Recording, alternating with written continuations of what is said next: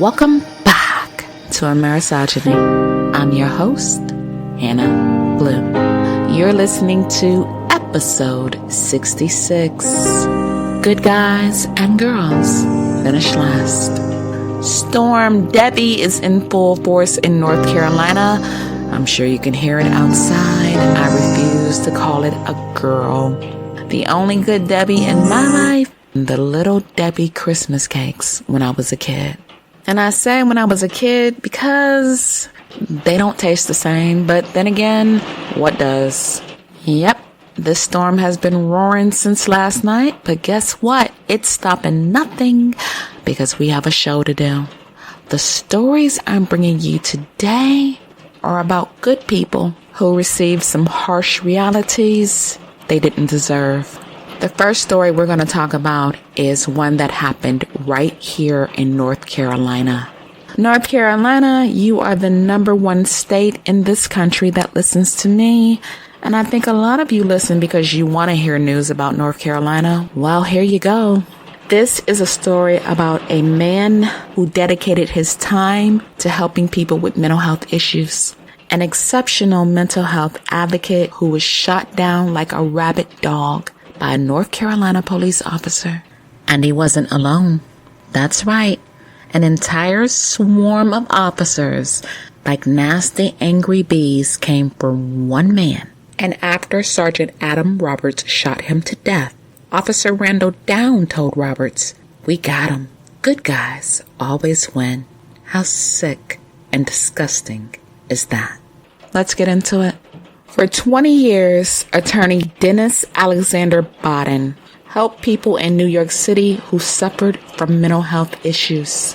Mr. Bodden was a graduate of Rutgers University. He had a degree in biochemistry, and he graduated from Cardozo School of Law. A brilliant man indeed. According to his mother, Cleopatra Bodden, he suffered from schizophrenia and bipolar disorder. During the COVID-19 pandemic, Mr. Bodden's mental health started to decline, so he relocated from New York City to his hometown in Pineville. Mr. Bodden went from being a mental health advocate who selflessly helped people to needing help himself. And here's what's tragic. When he needed help, there was no one to help him. No one. Mr. Bodden was killed on May 14th after he left a food giant supermarket in Pineville without paying for produce and a bottle of wine. According to the store's management, Bodden would often shoplift, and he'd pick up items and walk out of the store without paying for them. Well, someone called the cops. And here's what happened when he was murdered by Sergeant Adam Roberts. As Roberts confronted him, he continued to walk away, and Roberts ordered him to the ground. Now, Bodden was wearing headphones, so maybe he didn't hear the cop, but he yelled when Roberts tried to grab him from behind. Now, according to the body cam footage, no physical contact was witnessed during the exchange. Bodden appeared to be stepping out into traffic when the cop pulled him back. Now, if someone is going to walk out in front of cars without looking both ways, that's a clear sign that something is wrong. Did something click in Roberts' mind? Not in Roberts' mind, because he wrestled him to the ground. And keep in mind, this is in the middle of a busy street, you guys. He claims Bodden allegedly bit him. After that, he tasered Bodden, but Bodden stood up and continued walking. And it seems he was trying to get home. He was walking in the direction of an apartment complex where he lived. And that's when a group of officers arrived on the scene to help detain Bodden. That's right, a group for one man. That's what some of them do. And apparently this sent Mr. Bodden into a panic. Who wouldn't be? When he turned and seemed to charge Roberts, he fired 3 times, striking him in the stomach. And even after this, Mr. Bodden continued walking from the parking lot, where he fell into a grassy area face forward. As he gasped for his final breaths, he was handcuffed. Well, surprise, surprise, and I'm being sarcastic, the Mecklenburg County District Attorney Spencer Merriweather chose not to charge Roberts. And guess what? A judge agreed. Let me read you an excerpt. Based upon the information provided to my office, Dennis Bodden was a graduate of Rutgers University with a degree in biochemistry and a graduate of the Cardozo School of Law. Tragically, Mr. Bodden's mental health reportedly began to deteriorate during the COVID-19 pandemic, and that condition may very well have contributed to the events that ultimately led to his death. While the circumstances surrounding his death are especially jarring, there is no likelihood the 12 jurors would unanimously agree that the actions of Sergeant Roberts in firing his gun constituted a violation of criminal law. Therefore, I concur with your agency's decision not to seek criminal charges against Sergeant Adam Roberts.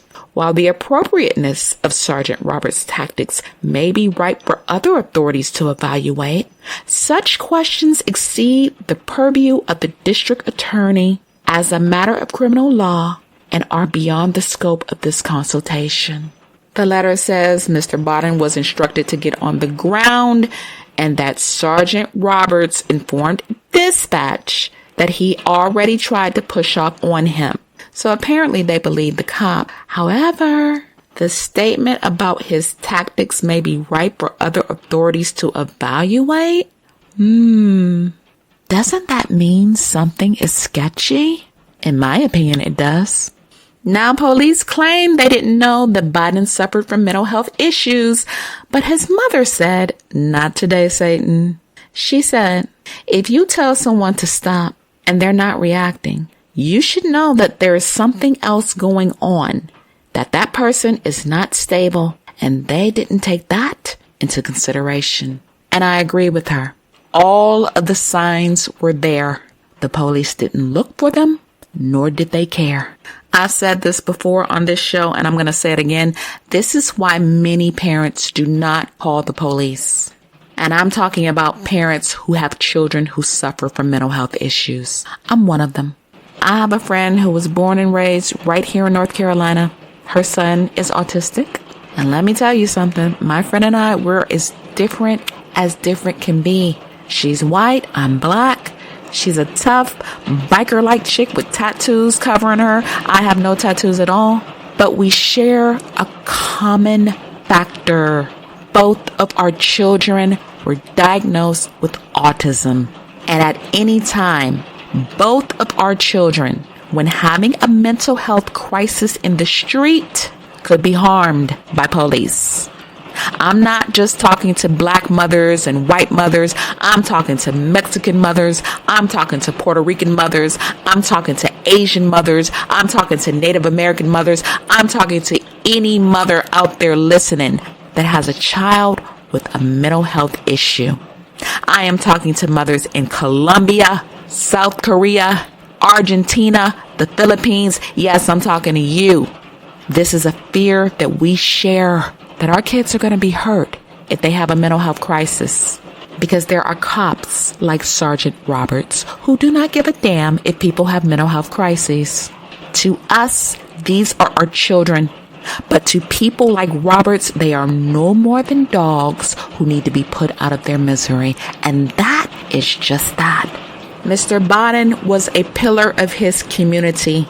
From 2015 to 2019, he worked for the Mental Hygiene Legal Service in New York, and he advocated and litigated on behalf of individuals with disabilities. This man did not deserve to be shot down in the streets of Pinedale, and I think it is reprehensible that this district attorney and this judge agreed not to hold Sergeant Roberts accountable. It is absolutely disrespectful not only to Mr. Bodden's legacy, but to his sanctity of life. Guess what? He's already shot someone before. And make no mistake, he's going to do it again. And this sends a message that police force has a license to kill instead of doing what they are supposed to do, and that is to protect and serve the citizens of Pineville, North Carolina. I'm not against cops. I'm against bad cops. I am against those who take lives recklessly with no justification. There was no reason to kill Mr. Bodden.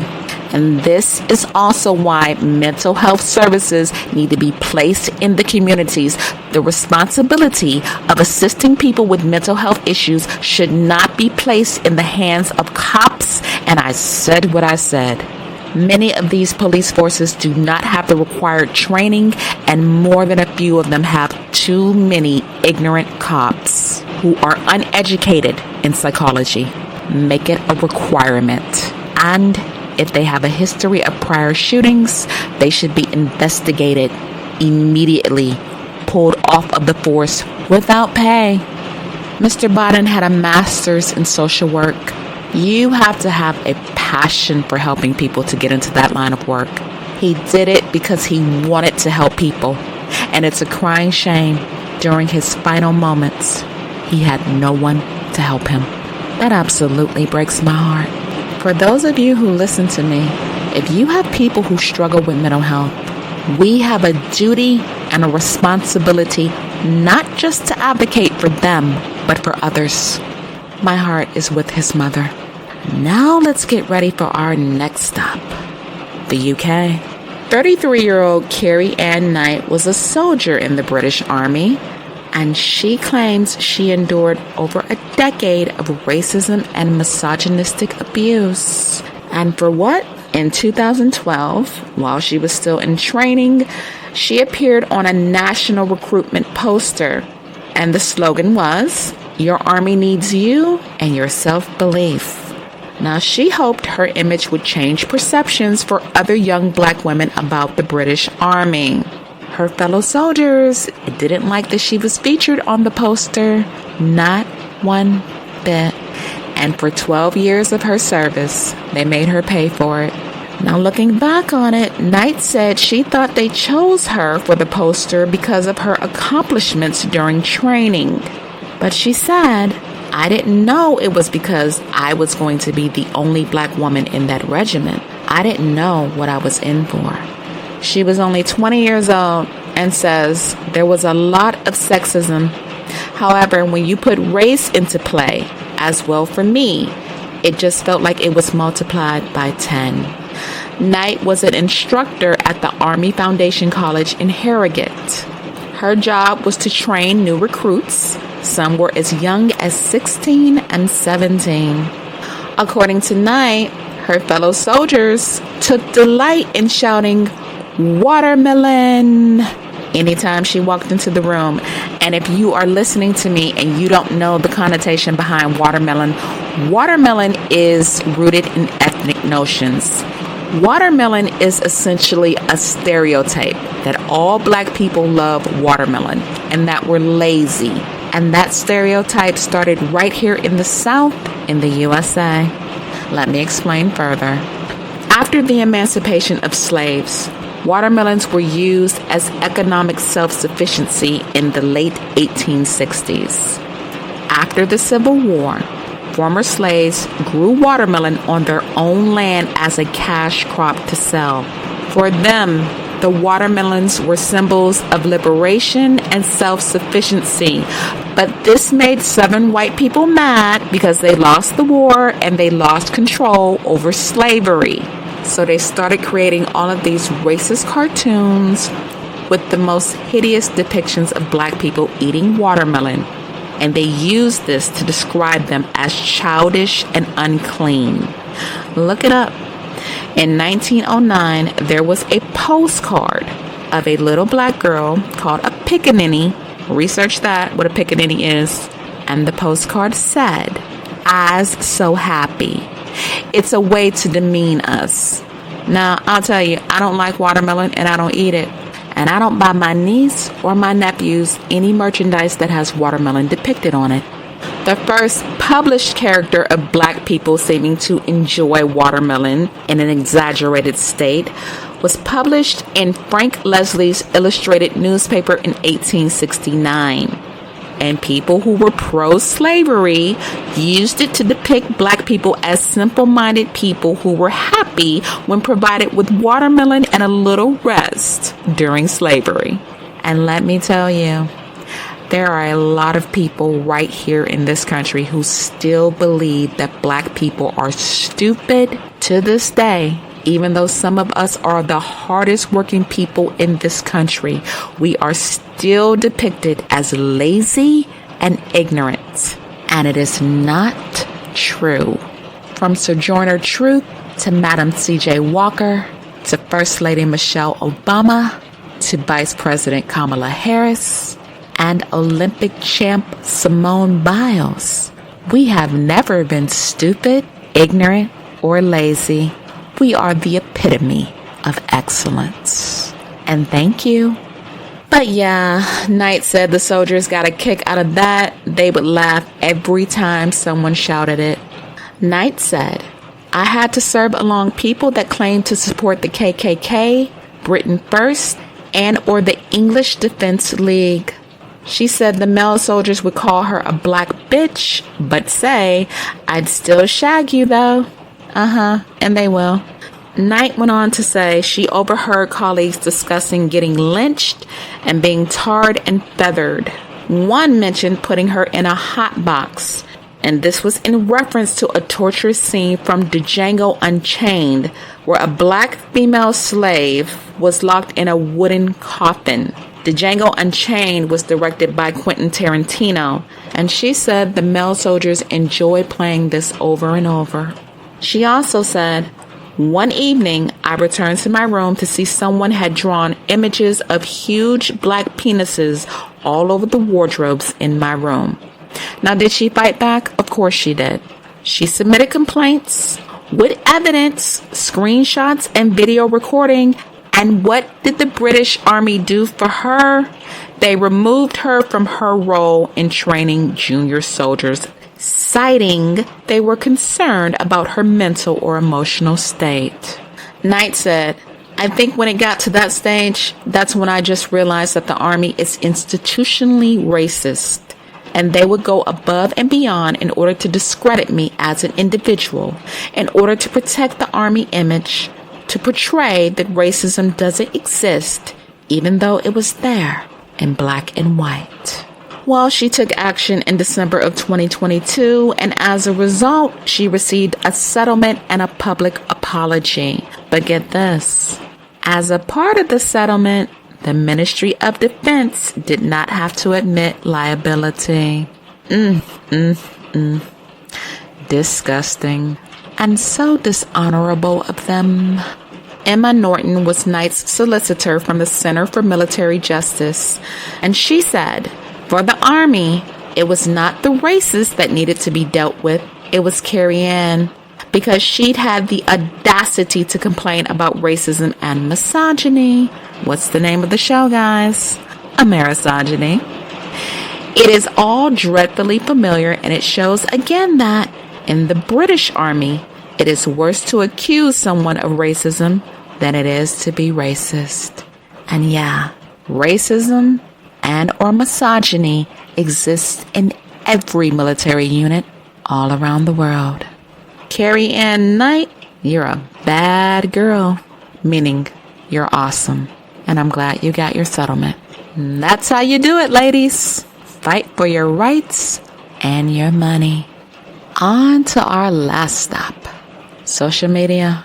Let's talk about Ozempic, the miracle drug that's making everybody skinny. Here's what I don't think is being talked about enough. Side effects.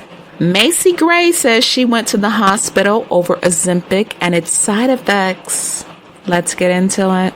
Macy Gray is 56 and she appeared on MTV's The Surreal Life Villa of Secrets. And it was there that she began complaining about the effects of Ozempic. On an episode that appeared on July 23rd, she said, "Oh boy, my stomach hurts. I took Ozempic. I can't go to the bathroom and I was up all night." And Gray's condition worsened. She said she had shortness of breath. According to Gray, "This sucks because I'm here all the way in Colombia and I really just want to give it my all. But I feel just awful, and I just want it to go away. This is not going well. I can't even walk very much without losing my breath." Now, off camera, a medic on the set reminded Gray that she was taking a medication that affects her pancreas and suggested she go to the hospital. After she went to the hospital, Chet Hanks, who is the son of actor Tom Hanks, said, "She hasn't been eating." And X Factor star Ali Brooks said, "I know why. It's the shot. That's what happens. It literally happened to like my friends." Now, thank God, Macy Gray recovered, but many do not. Let's get into the side effects of good old Ozempic. Stomach paralysis, muscle spasms, vomiting, malnutrition, dehydration, and a whole lot more. The most horrific one, gastroparesis. And if you don't know what that is, let me tell you, your stomach muscles are supposed to help with digestion. But Ozempic slows the levels down. As a result, the food that should be leaving your body gets stuck inside your gut. And this can cause bloating, vomiting, pain, nausea, and malnutrition. Novo Nordisk is the parent company of Ozempic, and they said delayed gastric emptying is a noted side effect on the labeling, but most patients only experience minor slowed stomach. It's been used to treat type 2 diabetes for more than 15 years and to treat obesity for 8 years. Let me tell you, Novo Nordisk, along with Eli Lilly, do not give a damn how many people suffer on this medication. Their goal is to make money, and they've made plenty of it. In 2023 alone, Novo Nordisk, who makes Ozempic and Wegovy, made $8.4 billion for their third quarter. And Eli Lilly, who makes Mounjaro, made $9.5 billion in their third quarter. So yeah, you think they care? Think again. Here's what's even more sickening. Kimberly Carew tried to get on social media and warn people about the effects of Ozempic, and her commenters dragged her from pillar to post. But that isn't even the scariest part.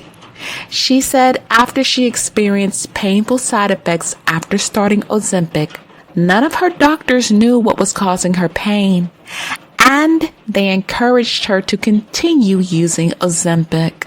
It's so easy for Eli Lilly and Novo Nordisk to make money because we have demonized being fat. It is more popular to be a serial killer than to be fat, okay? The infamous monster Richard Ramirez had fans. So did Ted Bundy. But nobody claps for fat people. Carew said, "It was horrific. It was a horrible experience that none of my doctors seemed to understand or really believe. It was a shock for them. Like, no, this is supposed to be a miracle drug. What are you talking about?" Carew went to the ER for dehydration, pneumonia, and extensive signs of malnutrition. When the doctors ran tests, they found her stomach wasn't just hurting, it was paralyzed. And guess what, people? It's not curable. The symptoms can only be managed. And providers believe one of the biggest factors of the disease is taking a toll on patients' mental health. Well, Carew got on TikTok to raise awareness and find people who were suffering like her. She got more than what she bargained for. After her first video received over 600,000 views, people who had used Ozempic and were in favor of it accused her of lying about her diagnosis, spreading misinformation, and being dramatic. And that's what I hate about TikTok. When you get on there and tell the truth, if people don't want to hear it, they say one word: misinformation. When in reality, the app in itself is one big bundle of misinformation. But someone telling the truth about their experiences with Ozempic is not. It's the truth. Carew said she almost took the video down because she was so overwhelmed with negative comments. People blamed her for having negative side effects instead of the drug. How crazy is that? And she's telling the truth. I did a video about Ozempic and they did the same thing to me. TikTok gave pro-Ozempic people a platform, and accounts with large followings told people to ignore the pushback against Ozempic, calling them lies and scare tactics. In a previous episode, I told you there are a lot of people on TikTok who do not give a damn about the health and safety of others. They're on there for views and notoriety. Hundreds of people accused Carew of fear-mongering and told her she should have known better. Now, allegedly, no major Ozempic influencers have criticized Carew or her content, but the dragging she received from people in her comments was more than enough. Here's the truth. A large amount of people who took Ozempic have been diagnosed with gastroparesis, that is paralysis of the stomach. And it's been enough that the American Society of Anesthesiologists encourage people who take these drugs to stop taking them at least a week before they have elective surgery because of the risk they could regurgitate food while under anesthesia, food that is supposed to be digested. Carew says, now it seems to be like coming to light, and people are coming back that saw my video and are like, hey, did you see this in the news? And she said, I'm like, yeah, that's what I said almost a year ago. I tried to say something about it and no one listened. Now that more people believe her, Carew says she feels vindicated.